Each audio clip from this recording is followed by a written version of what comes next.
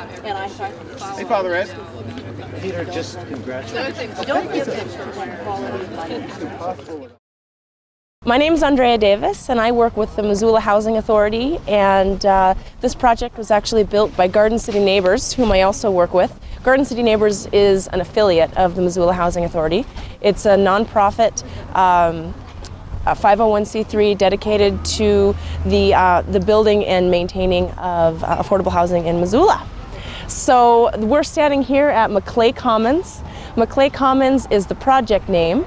It was funded by the Low Income Housing Tax Credit Program through the Montana Board of Housing. And what that does is basically incorporate private investors into a public need such as affordable housing for homeless families.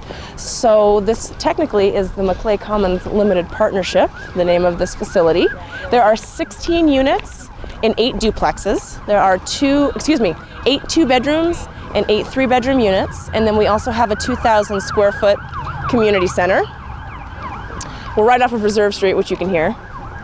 And this is our development consultant, Tim Gurman. Tim, come on over here and say hi. Tim Gurman is with Sparrow Group. How you doing? And he's been an invaluable resource for us here. He's helped us basically weave our way through the tax credit process and the investor process, and we couldn't have done it without him. Thank so you. He's been a very good partner. Thanks. Turned out great. It did. Thank you for everything. Appreciate it. We're going to go on a little tour. Right. So we have 2 duplexes open for viewing today, and I'll go ahead and take you on a tour of that. But if you want to pan out to the Warniff, I'll show you this here. As you can see, there are 4 duplexes on either side of the main street here, and this street is actually a Warniff, and that's spelled W-O-O-N-E-R-F. And it's called a living sidewalk. And the idea is that it gives a hard playscape for children. It also serves as the driveway to the parking spaces. So the idea of using colored concrete rather than asphalt actually psychologically makes people slow down in their vehicles. It's been used in other projects here in Missoula. Homeward uses this type of format. We have this here at Maclay Commons, and we also have a 6-unit public housing project that we're building just down the street, and it's the same type of site setup. We're limited here, as you can imagine, for space, so we try to maximize our play space as much as possible. Behind us, next to the community center, will be a playground eventually, once the springtime rolls around and we're able to install it. That was received from a grant through Playtime, and the Poverello Center actually fundraised for the remainder of that playground. This site, the Missoula Housing Authority has owned this site since 1998, and originally it was designed as a planned unit development in terms of zoning, and it was 3 sixplexes and a big parking lot. And when we sat down with the Poverello Center to come up with this design, we realized that somehow simulating a realistic neighborhood was more advantageous to their program. You know, they're stabilizing families to break the cycle of homelessness. So what we did was we created 4 duplexes on either side of a street and a community center. And I would, bet anybody to come down here and assume that this is affordable housing. We're extremely excited about the design. It was Oz Architects. Marty Noyd was the principal architect, and Rex Thompson was our project architect. And they did just a fantastic job with coming up with bungalow-style duplexes, and it's very colorful, and it really just emulates a happy place to be. Our contractors here were Edgel Homes Development, and they were just a fantastic group of people to work with. Actually finished the project before the end of their contract, and here we are. We're in a good place. So we're actually going to lease up with tenants on Monday, February 6th. We'll have 10 families moving in, and that means we've got 6 left to lease up, and we feel by the end of February we'll be 100% leased up. So let me go ahead and take you on a quick tour here. You can see here that we actually did some colored concrete on the Warniff. Again, just to break up that spatial vision, it is pretty remarkable. It takes a pretty remarkable effect on a person driving. So this is a typical 2-bedroom unit. All first floor units are 2-bedroom, and the upstairs is a 3-bedroom unit. We did as much as we could in terms of using very realistic but beautiful finishes. We're housing homeless families here, and there are a number of social issues, as you can imagine, but depression is certainly something that they're trying to overcome on a daily basis. And so there's a lot of natural light that comes into the units, a lot of windows. The furniture was provided by the Poverello Center. They have done all the fundraising for the furniture, and as an ongoing maintenance, the Missoula Housing Authority will do the property management, and the owner of the facility, Garden City Neighbors, will actually take over the furnishings in terms of replacement and things like that. You can see this is a twin, or a double rather, on the bottom here, and then a twin on top, so a potential for 3 people, 3 children to sleep in here. Or a lot of times, depending on the age of the child, the mother ends up, or father, the parent ends up staying with the child. So this is a very usable space. Again, everything has been, all the basics have been provided for the families, from cookware to utensils, towels, sheets. Most of the families moving in here have nothing but the clothes on their back, or the clothes that they've been packing around with them. Now, certainly families that are homeless have furniture.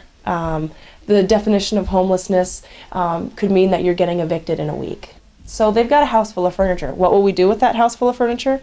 We'll actually work with the resident, and they will be responsible for storing their own furniture at a storage site or at a friend's house, because the furniture that's provided in these units has to stay in the units. You can see why. It's really very high quality stuff. It's very heavy. And we certainly don't want to be packing this in and out. So this will all stay in the units. And as the families are transitioning out of this housing facility, which again, they can stay here anywhere from 6 months to 2 years, they will start to accumulate goods. And that's why we'll be working with them to keep a storage unit, or again, store things off-site. So eventually when they do move into their permanent housing situation, they'll have some supplies.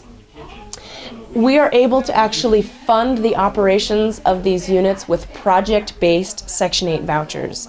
That means the Section 8 voucher goes to pay the rent on the unit, and a tenant pays 30% of their income.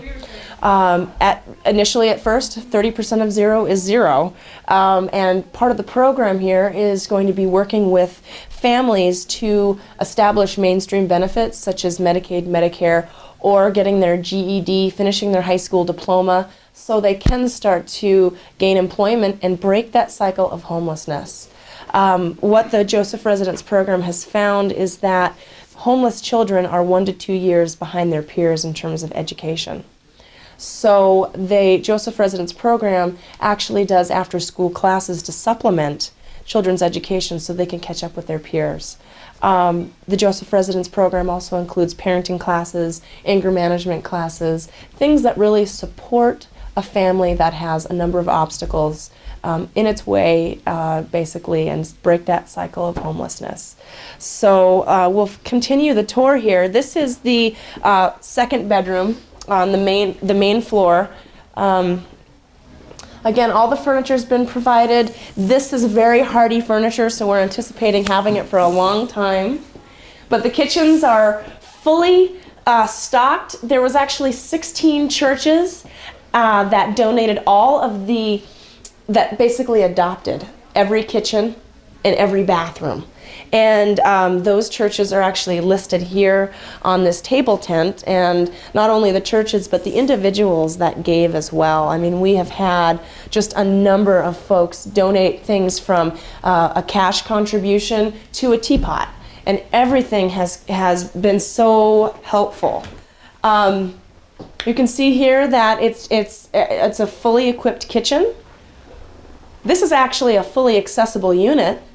So if a person was in a wheelchair, they could actually roll right up, use the oven, and then you can see from the sink there's room for a person in a wheelchair to roll up to the sink. Again, there are 8 two-bedroom units that are all on the first floor, and all 8 of those units, 2 are fully accessible, and 6 are fully adaptable. And that means that countertops are at the right height. The cabinet can come out for a person that might be mobility impaired or in a wheelchair. So we basically just wanted to get the facility prepared should we ever need the accessibility. So we come in here to the bathroom. That's why the bathroom looks so big. It has the appropriate turning radius for somebody that would be in a wheelchair. That's 5 feet.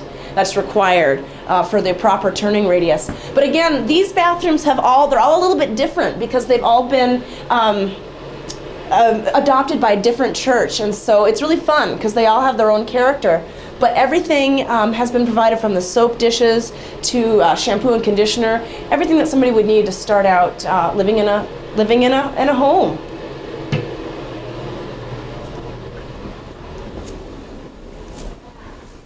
Washer and dryers have been provided. Again, all of this stays with the unit when the family moves out, but we will provide them with starting supplies such as cleaning products, their sheets, their towels, things like that they'll move with. This is the master bedroom on the second floor.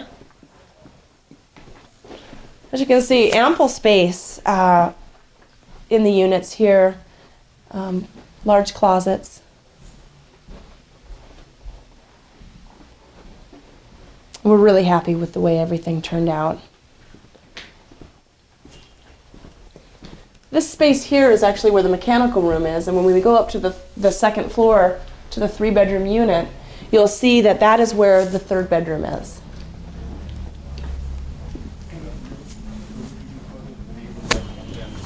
Hi. How are you? Good. Good. Shall we head up to a 3-bedroom unit? Okay. You see it. God, we brought it to you first. Hi, Matt. How are you? Good, how are you doing? I'm very good, thanks. This is Matt Rude, who is the multifamily program manager at the Montana Board of Housing. And if it wasn't for Matt and his program, this facility would have never happened. We're doing a quick little MCAT interview. Okay. So, Matt, thank you very much. I'm betcha. so glad you made it today. It's a great project. Fits into the community really well. Well, thank you. We're very happy with it. I think the people that are going to get to live here should be very happy when they I think so move in. too. I think so too. But the furnishings and the facility itself has really come together nicely. It has. I'm glad you're here. Thank you. Thank you. Thanks for coming. Hi, Justin. Hello. How are you? I'm good. Hurt yourself? I did. Glad you made it. Thanks. You okay? Yeah. Okay. Good deal. I'm not going to tell you the story. Justin also works with the Montana Board of Housing. I definitely want to hear it later. All right, let's take a quick tour on the 3-bedroom unit here. No elevator buildings, so all 3-bedroom units are accessed on the second floor of each duplex. As you can see, there's a big area in here to take off shoes. There's cardboard today, so we don't ruin the floor for the tour. But there's ample space for people to take off their shoes and hang their coats.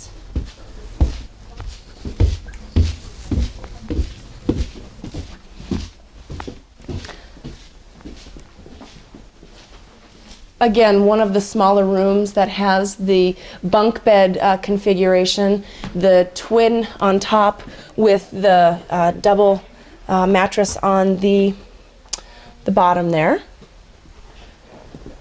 A lot of light comes in these units. There's Snowball Ski Mountain just right behind us here. The views are unreal.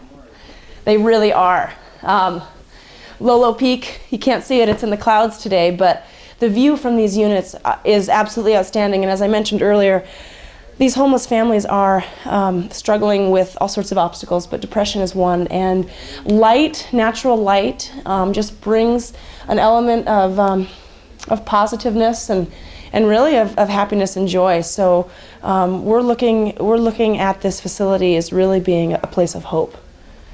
Again, here's the 2nd bedroom.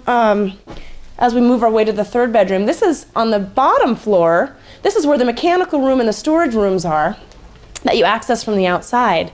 So here's the 2nd children's room as we would consider it. And we have it set up in this manner right now, and should we move the beds around to facilitate the family, we certainly could do that. Full closet space.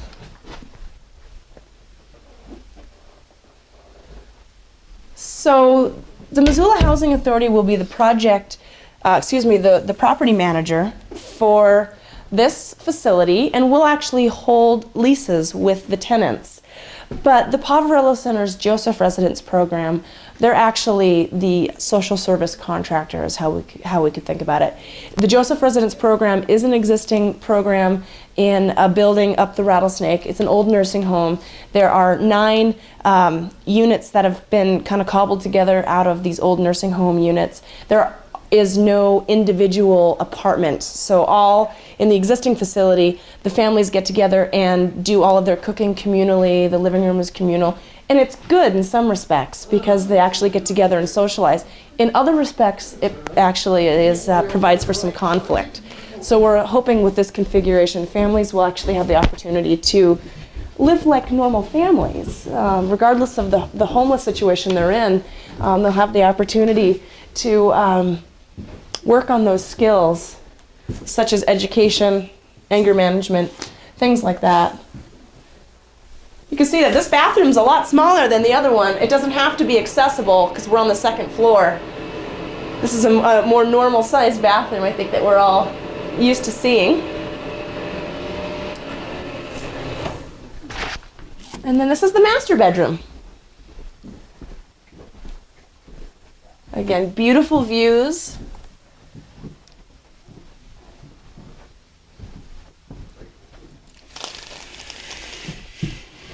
You can see out the window there's a 5-foot cedar fence that we have installed as part of the construction project. And we were very sensitive to our neighbors' needs. And infill development isn't easy anywhere. And so we knew it was going to be a hard pill to swallow for neighbors. This lot has been vacant ever since these folks moved here. Again, the housing authorities owned the parcel since 1998, and we knew we were going to develop it eventually. So for over a year, we actually had several public meetings with all of our neighbors to talk about what we intended to do on the site. And in addition to those 4 public meetings, we actually had a separate brainstorming session with our neighbors that are just adjacent to us that we would share the fence with. And we got together and just said, okay, here's what's in our budget, here's what we're able to do. And so cooperatively, we came up with this fence design, and we were only going to put a 4-foot fence up, for example, and neighbors asked us to put a 5-foot fence up. And we did that. So it was a way to kind of collaborate and folks to put their heads together and come up with a solution that works for everybody. So it's really come together and gelled as a beautiful housing project. And there was a lot of people's efforts and a lot of minds that came together.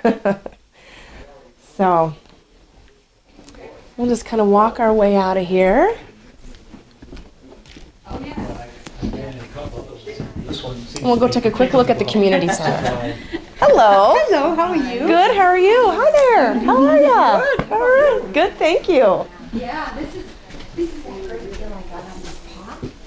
Oh, you got a pot. Sounds like one of the churches there.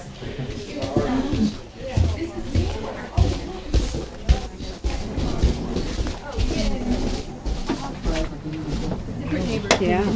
Then what gets reported back? Hello. Hi. How's it going? Good. Some very invaluable housing authority staff here. This is Heather, who you'd hear at calling the front desk at the reception.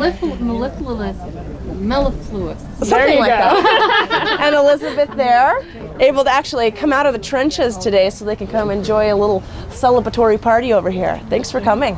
I would love to be a fly on the wall the day the kids and the families move in. Me too. You know, me too. the kids moving around. Can you imagine how exciting? Yeah. And none of them have seen these yet, is that correct? None of them have seen any of the units. They're going to get their own tour here in a couple of days. And they'll actually be able to see what unit they're designated in. And you know, these families are living right on top of each other in the existing facility. Yep. They share their space 24/7. So it's going to feel totally different to them. Moving in here, I've been screening her file. I talked to her on the phone this morning. She said, "You have no idea how excited I am about this. I'm going to be able to come home at the end of my workday." She just got a job, and they'll have breathing space. All right. All right. Word for us. Yeah, exactly. Just because families are homeless and have no resources doesn't mean they don't get to live without dignity like the rest of us get to live. So we're extremely happy. We're part of a project that provides people the roots they need to grow. There you go. All right. That's our slogan on our poster, so I had to plug it. we're going to continue with our community center tour. Hi. Okay. Get off camera. I'm kind of on camera right now. This is Kim Skafka, volunteer extraordinaire. She's one of the manager department heads down at Herberger's. And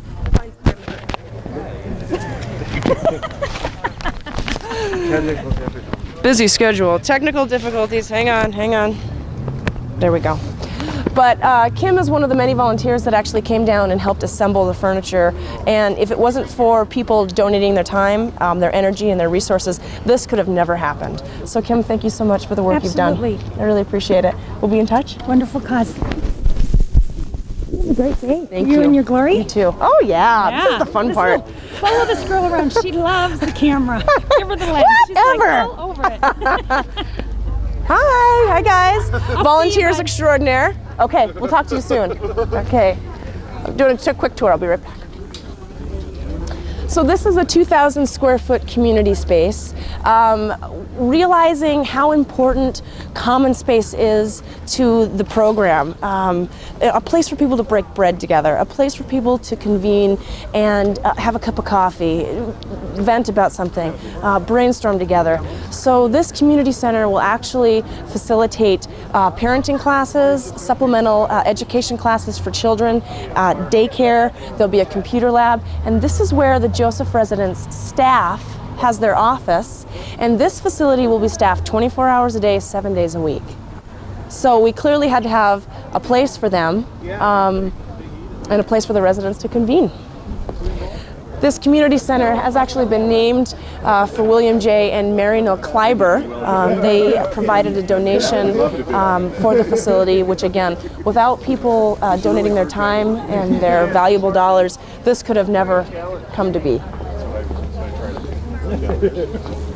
Ooh, architects and contractors extraordinaire. I'm doing a quick little MCAT interview.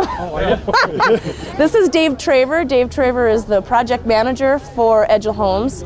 He was the man that took my phone calls on a daily basis. When I was concerned with something, he wrapped it up right away. And standing off to his left is Marty Noyd. Marty Noyd is the principal architect for the project and a partner in Oz Architects. Bruce Allen is the superintendent on site, and he came to make sure that everybody was doing what they're supposed to. And then we have Rex Thompson, and he was the project architect. And so Rex and I would be out here for weekly meetings and making sure that the contractors were doing what they were supposed to be doing. But we never had to ask because it was always done. So anyway, we're going to take a quick tour of the inside of the building. Thank you. Pardon us. Hey, girl. Okay, I'll talk to you soon. All right. Thanks, Kim. This is David Edgell. David Edgell, I'm doing a quick MCAT interview. Come back here. MCAT. David Edgell obviously is the general contractor for the project, and we could have not done what we accomplished here without David and his crew.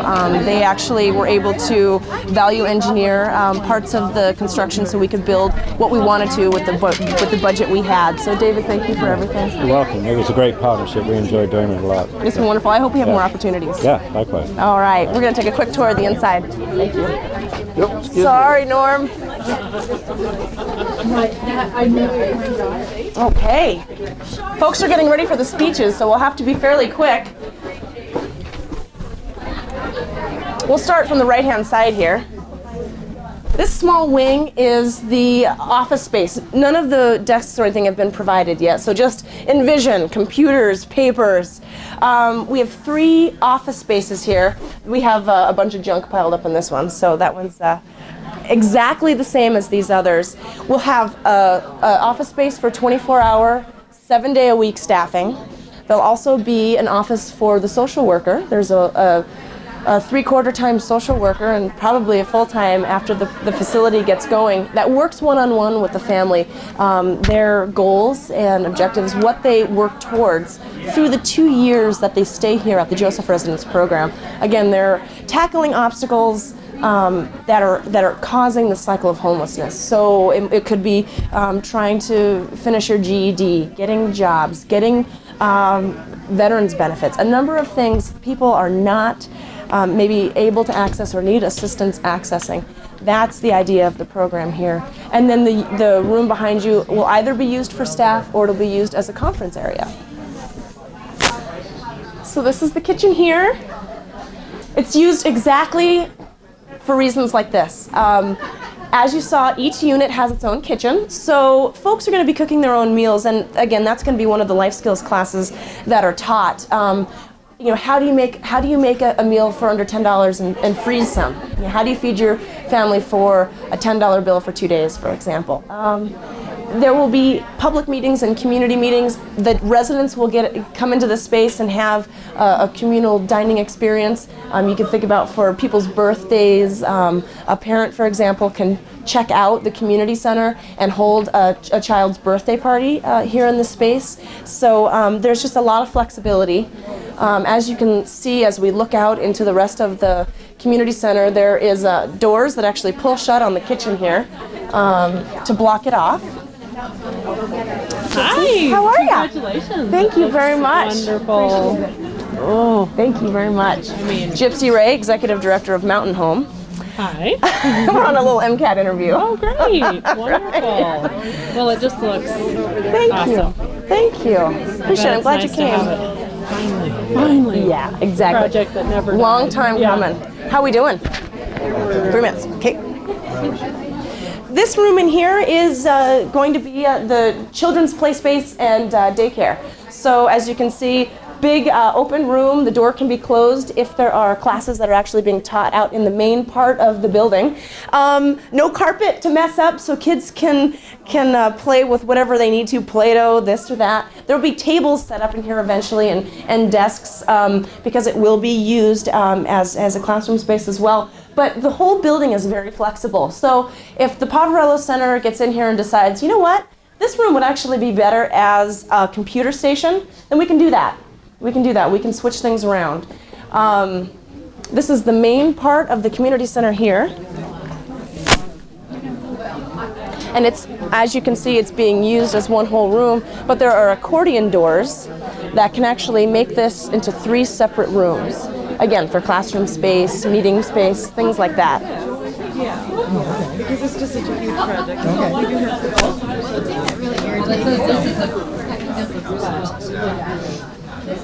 Accessible bathrooms, women's and men's.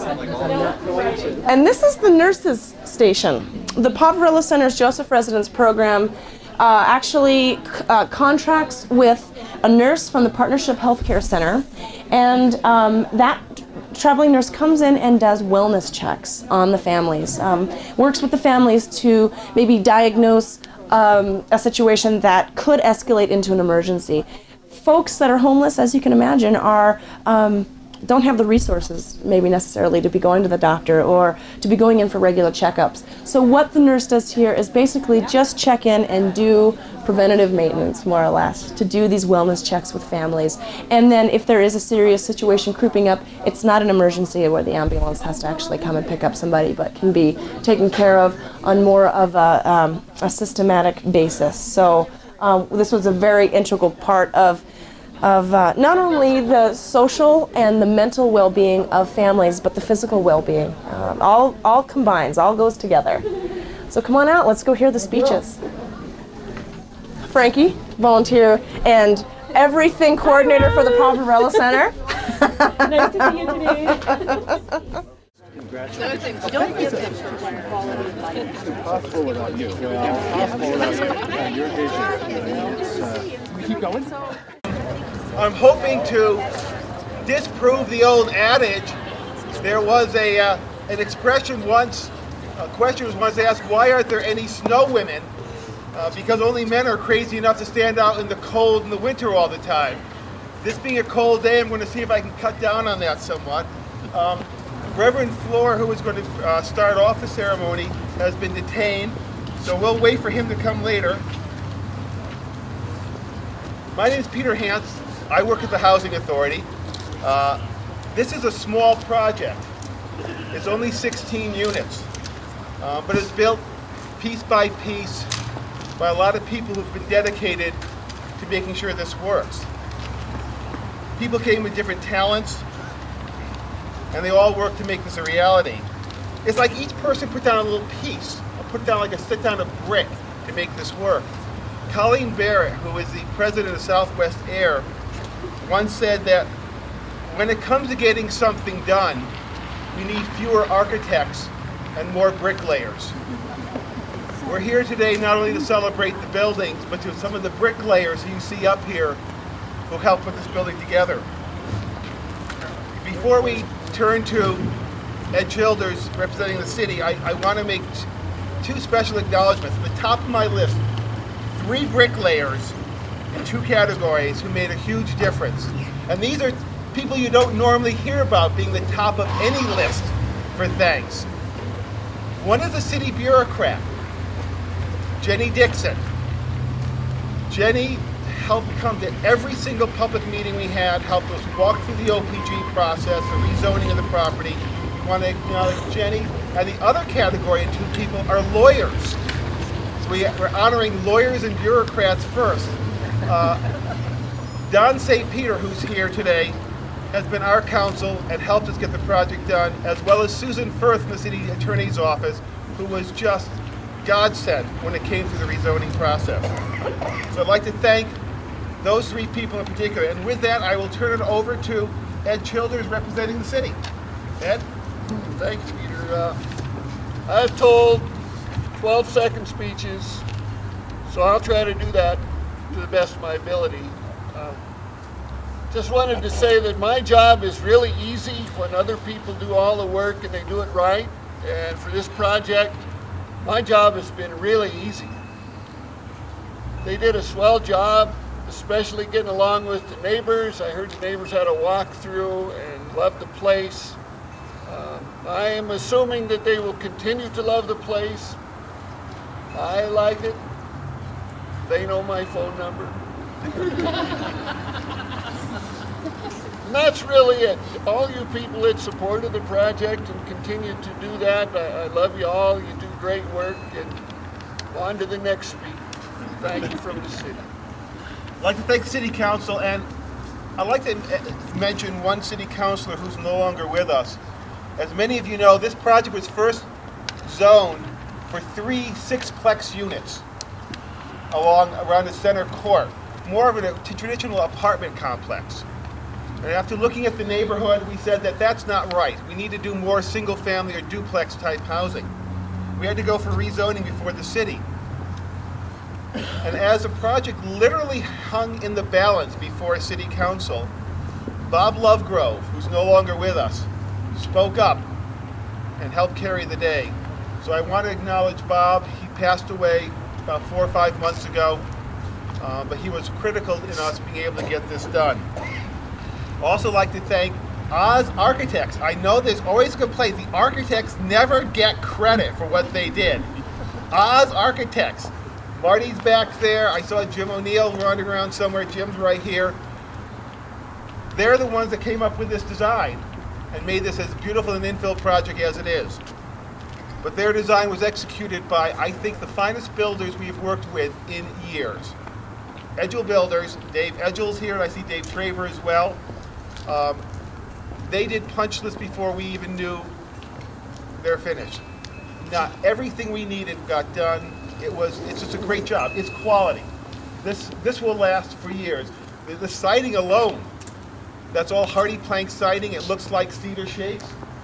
For example, on that building, that's actually a concrete composite. Those will last 25, 30, 40 years before they need to be repainted again. This is a great job, well put together. And finally, although he left, I do then need to acknowledge Tim Gurman, a name which I'm sure Matt Rood and the members of the Board of Housing recognize. Tim Gurman was a consultant who helped us get the tax credits. But there's politicians who really helped push this through, and with this, I'd like to acknowledge and have letters read from us, first from Governor Schweitzer and Andrea Davis. Those who know Dre know what I mean when I say she's a person we want to drop in the Xerox machine and make a dozen of her.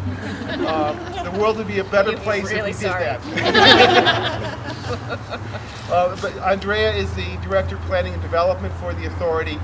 Everything you see here gets done because Andrea and Shellen Miller, who will also be present, are the ones that make sure it gets done. So Trey, do you want to read the letter from the governor? You bet. Thanks, Peter. I'm sure most of you don't have a hard time hearing me, but just in case, tell me to speak up. Dear friends, I am very sorry I am unable to be with you today for the grand opening of Maclay Commons. This truly is a momentous occasion. Today, not only are the doors opening to Maclay Commons, but more importantly, the doors of opportunity are opening for the families that will occupy these homes. Homelessness is a problem that needs attention in Montana, and I thank the Missoula Housing Authority, Garden City Neighbors, and the Poverello Center, and everyone else involved for their work in making this project a reality. You are not alone in fighting for our homeless neighbors. For our part, the Governor's Council on Homelessness, co-chaired by Lieutenant Governor John Bollinger, is working hard to ensure that no more Montana families find themselves without adequate housing. In fact, the Council has an ambitious plan to end all homelessness in Montana in 10 years. To achieve this, they are focusing their attention on 4 main components: more housing and more diverse housing, better coordination of services, both governmental and private, preventing homelessness through better services, and raising the visibility of this important issue. Together, we can end homelessness in Montana in 10 years, but it won't be easy. With the help of good organizations like those involved in the event today, we can do it. Thank you again for all your work. You are making a tremendous difference in your community. Keep up the good work. Sincerely, Brian Schweitzer, Governor.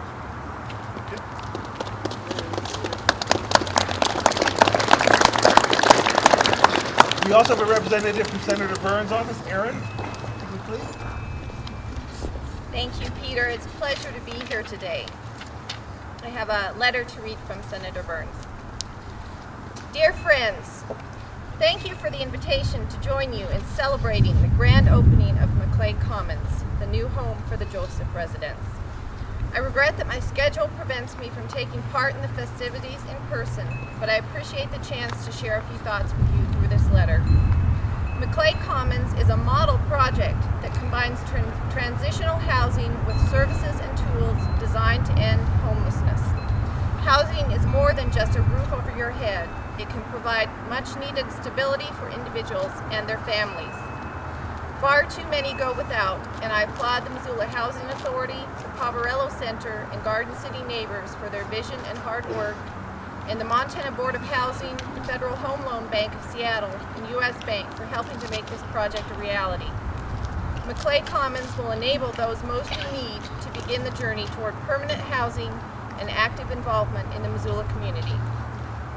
The Section 8 program provides vital resources to public housing authorities like Missoula's so they can continue their efforts to ensure that Montanans are able to get their lives back on track.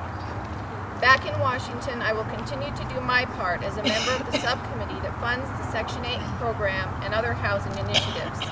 Montanans have always cared about the well-being of their neighbors, but now is as important a time as any, especially given the rising cost of living in many of our state's most popular destinations. We must all work together to ensure that those who most need assistance are given the resources they need. Once again, thank you for your invitation. Congratulations on the completion of Maclay Commons, and best wishes to all those who will find stability and support within its walls. Sincerely, Conrad Burns, United States Senator.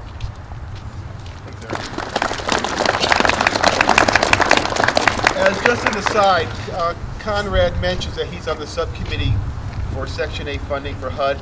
He has been a very good friend to us. He's been a very good friend to low-income people in Montana in making sure the Section 8 program stays funded. And we thank him for his presence here through Aaron today. Shellen Miller. Shellen works with Andrea and me in getting the development. Her new project is starting up on 9th Street, about 5-6 blocks north of here, and we'll have a grand opening for that in April, May? Beginning of April, hopefully. Beginning of April. So we have another project coming along in just another few months. Shellen, if you want to read Denny's letter. This is from Congressman Rehberg. Dear friends, it is my privilege to congratulate you on the grand opening of Maclay Commons. It is gratifying to see Missoula Housing Authority's relentless efforts to develop affordable housing for families and individuals in Missoula. Maclay Commons is especially significant in that it creates new homes and a neighborhood for homeless families. These 8 attractive duplexes and a well-planned community center are designed to give a sense of family and security to good people in great need of refuge. Maclay Commons not only provides homes, but it gives hope to people in transition. I wish to thank not only Missoula Housing Authority, but the Poverello Center, as well as Garden City Neighbors, a nonprofit corporation created to support land development activities of the Missoula Housing Authority. The housing project demonstrates the aims for which we should all strive, those that will provide shelter, sustenance, education, and an opportunity for those in need. Your continued efforts are to be commended. Sincerely, Congressman Denny Reberg. Thanks, Shel. So there are these three guys out fishing one day, and one of them caught a mermaid. The mermaid cropped up. I said, I will give you whatever you wish if you let me go. So the first one said, I want to be twice as smart as I am now.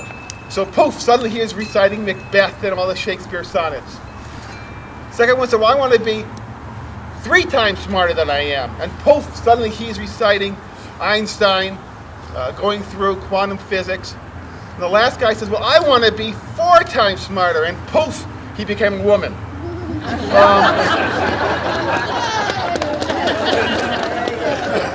I say that because you'll note that the people who really made this project happen are Andrea and Shellen and Lori Davidson, who's huddled over there, who runs the office and makes sure things work when we're all off running around having fun.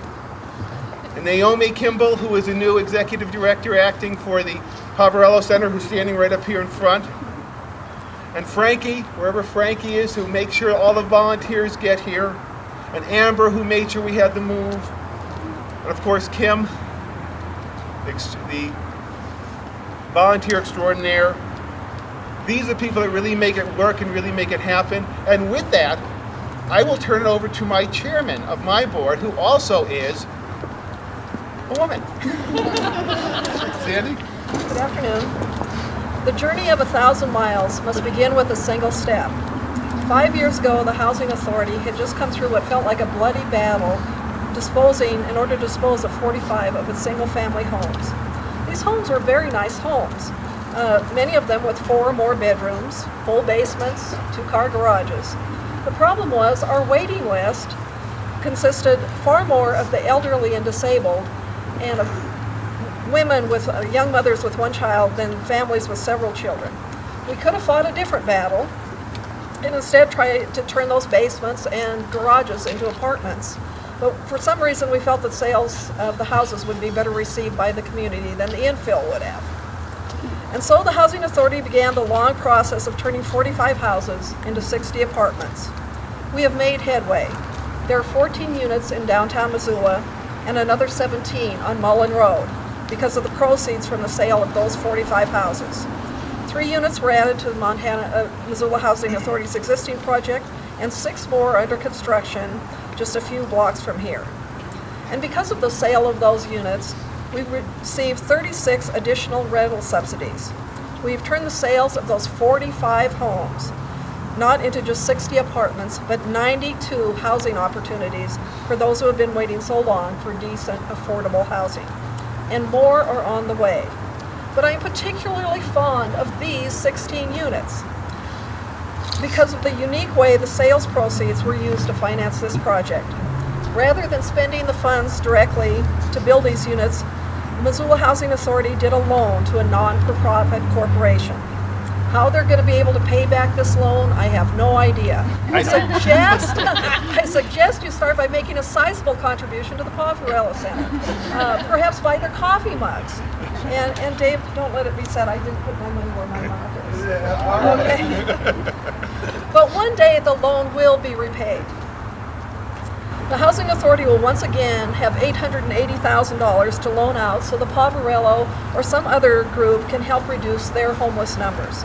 It is this renewable resource that I wish to recognize on this special day. Missoula is blessed with so many gifts. One of its greatest is this community's willingness to struggle day in and day out to provide the basic needs to our poorest citizens. I'm proud to be involved in the struggle. I invite you to join me. If you don't, I wish you would support land infill, but if you don't, that's fine. The least you can do is support with your money or your time many of the nonprofits that exist in this community. Missoula will be all the more blessed for your efforts. These single steps will result in an incredible journey.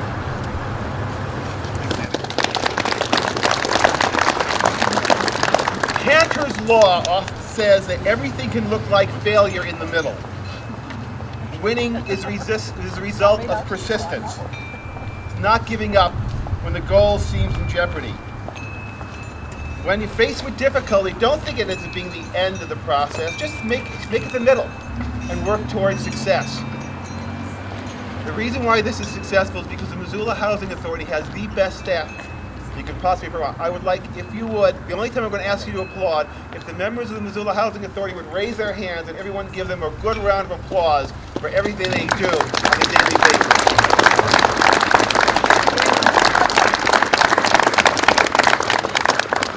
Well, it seems that when Joe Bischoff got his first job, as you know, he has left the Poverello Center and he's now working for Roscoe Steel, designing and building bridges around the West.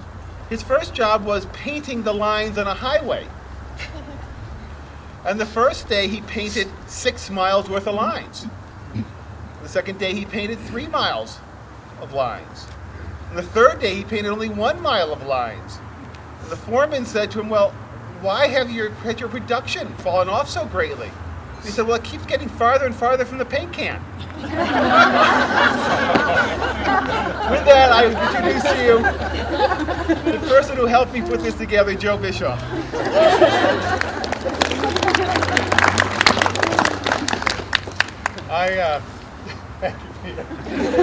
Anytime, Joe, anytime. For me, this is a really special day. To have this all finally come to fruition. Back on the morning of October 3rd, back in 2002, I met with this guy by the name of Peter Hans from the Missoula Housing Authority for breakfast at the Shack restaurant to sit down and talk about what could we do with the Joseph residence. It was a facility that was in pretty severe state of disrepair, needed a lot of work, and I tell you, what this guy can do on the back of a napkin is absolutely amazing. He sits down, he starts calculating numbers and throwing everything together, and he says, you know, I think we can do this. I think we can do a new housing project for the Joseph residents, for the families up there. And that kind of gave me the sense of accomplishment that Peter's all about. That we will figure out a way to get it done, no matter what it takes, no matter what effort it takes, that we will find a way to accomplish our goals. But I also have to look back to March 30th, 1974, when a group of individuals signed the Articles of Incorporation for the Poverello Center. And I'd like to just read a couple of quick sections from those articles because it's important to keep the founders of our organization's words in our minds. It is the philosophy of the Poverello Center that its services be rendered in as personal a way as possible. That primary concern that every person is considered to be worthy and valuable as a human, regardless of his race, religious beliefs, social status, physical appearance, or any handicap. Consequently, every person should be met with concern, a presumption of trustworthiness, and a respectful attitude by the staff. In addition, the founders clearly expressed what they felt the purpose of the Poverello Center should be: to serve the poor through the practice of corporal works of mercy, feed the hungry, clothe the naked, shelter the homeless, to provide a meal to all people that come to the center. All people who come seeking help will be helped, to provide clothing to those who need it, to provide spiritual guidance when needed and desired, to involve all people in the community, regardless of faith, in an effort to demonstrate through Christian action that people do care and do recognize that the unfortunate are many times powerless to help themselves. To extend to our fellow man love and concern in his hour of need, so that each may know that truly we are all brothers, regardless of race, color, or creed. To be a light to the world, and in so doing, sow hope in the hearts of those that are less fortunate than we are. As part of those original founders of the Poverello Center, I need to acknowledge the memory of an individual who was one of those who saw the need that existed in the community and committed himself to making a difference. His name was Reverend William Kleiber, for whom the community center is named after. While I did not personally know Bill Kleiber, I admire what he did and for whom he did it. He recognized that we are all God's children and are all equal in the eyes of God. Through his leadership and the support of his wife, Mary Nell, the Poverello Center grew into a symbol of help and hope for those individuals and families in need. I thank all of the churches and their members who have supported the mission of the Poverello Center and the Joseph residents all these many years. Also, the many organizations who have stepped forward to assist with the furnishings of the apartments. And this spring, the Missoula Sunrise Rotary, which I'll be coordinating the efforts for, will construct a new playground right over there, where they raised the funding for just a little over a year ago. I especially want to thank Kim Powell, who without her, this would not have been possible. She called me up one day on the phone and said she heard about this new Joseph residence and was there something she could do. No doubt she quite knew what she signed up for. But Kim, thank you from the bottom of my heart, and God bless you and your husband for everything you did for this project, because without you it wouldn't have been possible.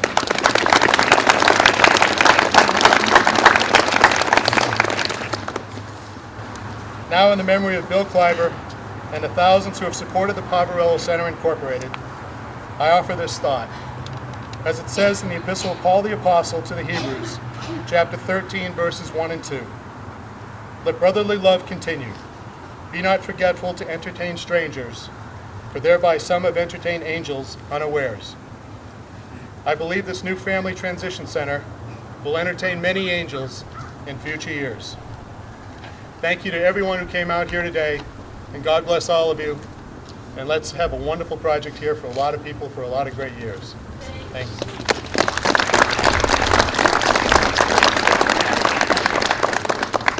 It costs money to build this. About $2.8 million worth of money to build this project. Charter Mac Related Capital actually bought the tax credits for about $1.9 million. They wanted to have a rep here today, don't. I thought I saw Leslie Jensen back there somewhere. Leslie's bank, U.S. Bank, provided the construction financing. We thank her. Federal Home Loan Bank in Seattle provided nearly $112,000. The Missoula Housing Authority actually is a long-term debt holder on this project. We put up nearly $900,000 of our funds, as Sandy mentioned, with the sale of our other housing, to make sure this project would have the long-term financing, and thereby recycle that money back into the Housing Authority. We'll be coming back for more projects, Matt. We're going to have the long-term financing available. The Department of Housing and Urban Development will give us the money that we need to for rent to be able to pay the operating costs. But far and away, the largest single contributor, not only in this project, but in every affordable housing project in this state, the Montana Board of Housing. No one could build housing in this state that is affordable without them. We are honored that Bob Thomas is here today, is the chairman of the board. He's a Stevensville resident, so it wasn't hard for him to get here. And the head of the program, Matt Rood, has a few words to say. Matt, if you would. First off, Peter, if you're going to come back for any more funding from me, you have to promise to have these when it's warmer out. Okay? It's really all about partnerships, I think. When you look at this. So you think you'll accept a proposal for us to build housing in the Virgin Islands? If I can go down there, I would love to do it. Not sure how the Montana Board of Housing could do that. Anyway, as I'm hearing what everybody's saying and I look at this brochure, this is all about partnerships, and there's a lot of partnerships that go to build these type of projects, and we're proud to be part of that. There's some great projects that we've helped fund over the course of the last 15 years, 17 years with the program, and we hope to continue for more. Thank you. Thank you, man. So it seems there was this yachtsman who was out sailing in the South Pacific. And suddenly a big storm came up and the ship was wrecked, and the yachtsman and one steward were the only survivors, and they were swept on to this deserted island. And the steward was like, oh my heavens, we're lost. No one will ever find us. What's going to happen to us? And the yachtsman kind of leaned back against the palm tree. He's like, don't worry about it.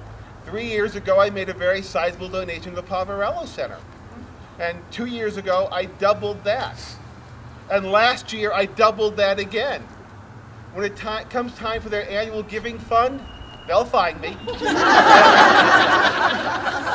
that, I turn it over to Dave Armadine, who is the chairman of the board of the Poverello Center. Now you know he's spinning line. I think when we all look at a project like this, we see a lot of different things. As a property manager, I see some pretty nice units that I could probably rent out for a profit. But as the chairman of the board of the Poverello Center, I see something else, and I hope you see it too.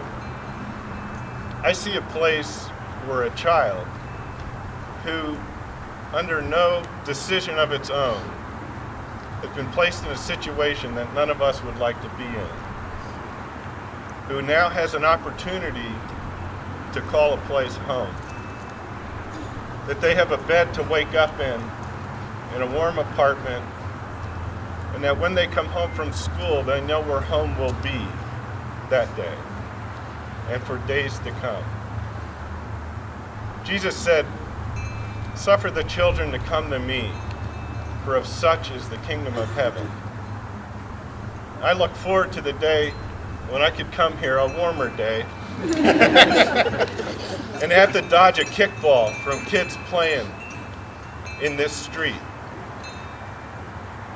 And I think if you do that, you'll feel the same way as me, that you just walked through the kingdom of heaven. And if this is the kingdom of heaven, then this is holy ground.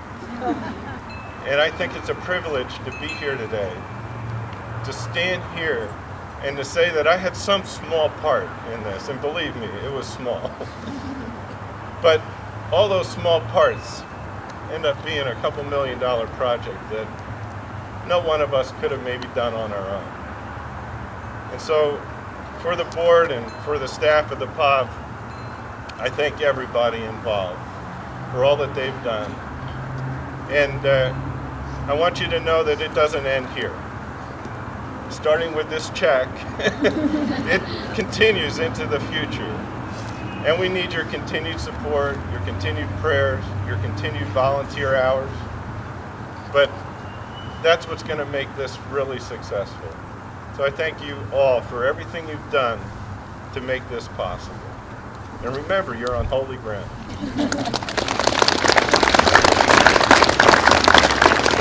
Before we proceed to the official dedication with Father Ed and the chorus and the ribbon cutting, in closing this part of the ceremony, I just want to do a small quote from Ernestine Schumann, who said, "What is a home?" This is paraphrasing her expressions.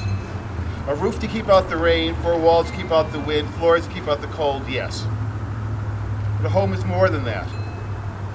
It is the laughter of a baby, the song of a child, the strength of a family, warmth of living hearts, light from happy eyes, kindness, loyalty, companionship. Home is the first school and the first church for young ones, where they learn what is good and what is kind, where they go for comfort when they are hurt and sick, where joy is shared and sorrow eased, where money is not so as important as loving kindness, where even the tea kettle sings from happiness. That is home. God bless it." I turn to Father Ed Hayslip and to Joyce Latimer, who is also a volunteer extraordinaire and who was at every public meeting and who helped us get this project done, the dedication of the building. Father Ed.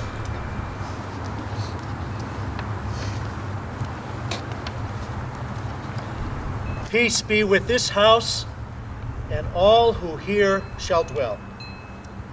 Let us pray that God will enter this new neighborhood, this sacred ground, and each of these new homes, built for families, built for community, built for hope, service, and the fullness of life.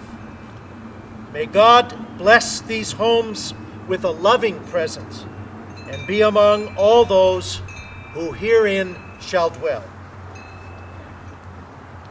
Brothers and sisters, Listen to these words from the Gospel of Luke. The Lord said, "Into whatever house you enter, first say, 'Peace to this household.' If peaceful persons live there, your peace will rest on them. But if not, it will return to you. Stay in the same house and eat and drink what is offered you, for the laborer deserves payment." The Gospel of the Lord. The Lord makes his home among us. With thankfulness, let us together call upon God, as together we say, "Be here among us, Lord."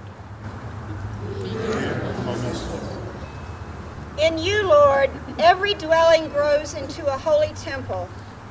Grant that those who live in these homes may be built up together into the dwelling place of God. For this we pray. Be here among us, Lord. Jesus had no place to lay his head, but he accepted the hospitality of friends and strangers. Grant that through our help and care, people who are homeless may obtain decent housing and find a warm welcome. For this we pray. Be here among us, Lord. The Lord taught his followers to build their houses upon solid rock. Grant that the families who will dwell here may live on the solid rock of love, sharing their joys and finding comfort in their sorrows. For this we pray. Be here among us, Lord. The Lord welcomed all to the banquet of life, sharing food and drink at the table of hope. Grant that all who dwell in this neighborhood, those who surround these new homes, may be filled with every good blessing as they welcome their new neighbors to the nourishing table of hospitality. For this we pray. Be here among us. Lord, be close to your families who prepare to move into these new homes, to this neighborhood.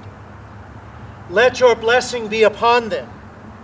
Be their shelter when they are at home, their companion when they are away, and their welcome guest when they return. And at last, receive them into the dwelling place you have prepared in the house of God, where you live forever and ever. Amen. And may God bless us all, those who dwell in this neighborhood, those who have served the needs of so many. May God bless you. May God strengthen you. May God grant peace to the whole world.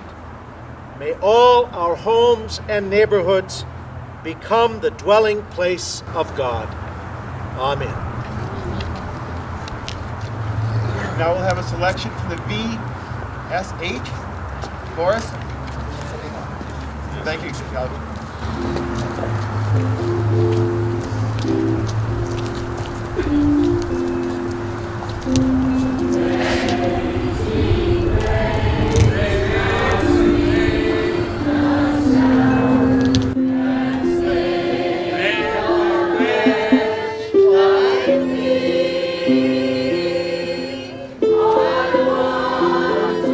Lost, but now and now was lost.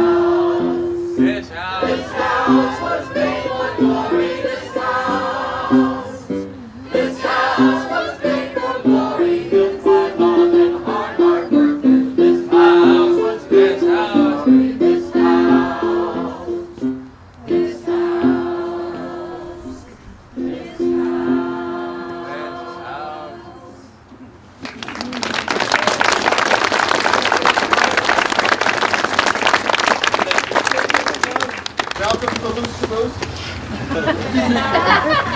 And with this, we will have the ribbon cutting with Sandy Mitchell and Helen. And Helen, I don't know your last name, but Helen will be occupying one of the homes come Monday. So come on up.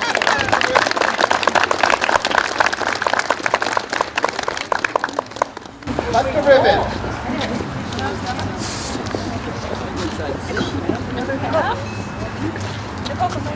Ready? Here's hoping.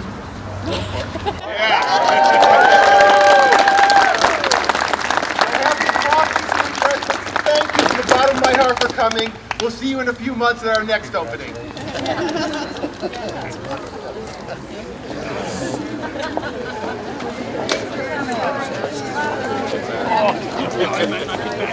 I think I can stand up now.